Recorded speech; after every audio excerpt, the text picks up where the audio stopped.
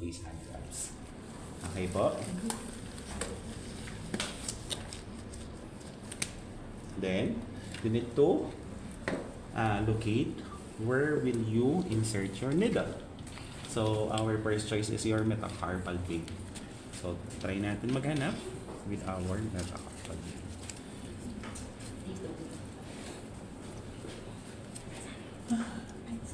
Feeling ko ano yung mga ugat dito. May tingnan mo kung saan ka tutusok sa akin. Dito o dito. Yung sa'yo pa, liko-liko, Sir, parang susubukan kayo. Oo nga, no? Sign of faith. Sana yan. Sign of faith. Hindi talaga. Ito yung sipalik. Dito, tingnan niyo.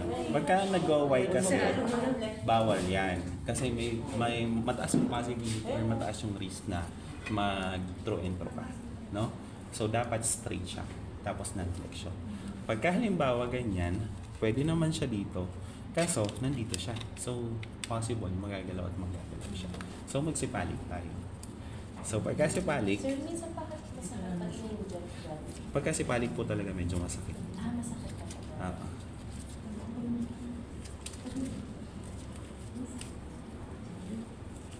Mahapdi. Opo.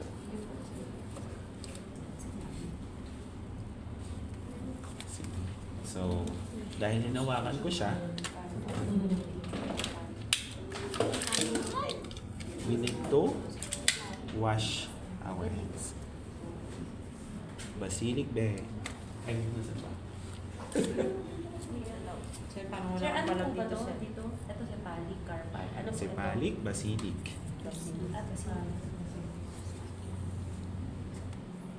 Ka mag-alala, gaganti ka naman sa akin, di ba? Ganti ka din. Okay. Butterfly. So, ito pa yung IV cannula, no? So, pagka ganito, pwede mo siyang hawakan ng pagganto.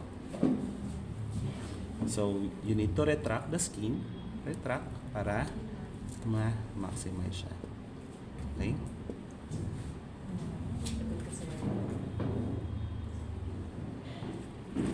Pag may backflow na po, you need to withdraw the needle. Then, ipupush natin tong butterfly.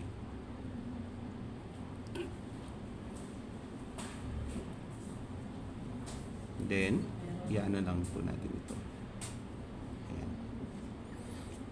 Okay na po. Tapos, i-connect natin siya dito. Siyempre, hindi natin siya i-connect, mga be.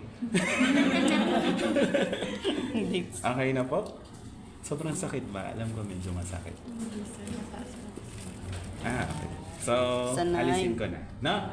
Okay na po ba? Yes po. Assuming na lang na nilagay natin siya dito. Assuming lang. O gusto nyo ilagay natin siya. Sir, kawawa na po. Pahigain pa siya, sir. So, yung malalim ulit. 1, 2, 3. Ay, wala. Sorry. Wala na isang photo. Okay naman po itong gauze. Ito na lang pong gauze. Yeah. Okay, open lang. Thank you po.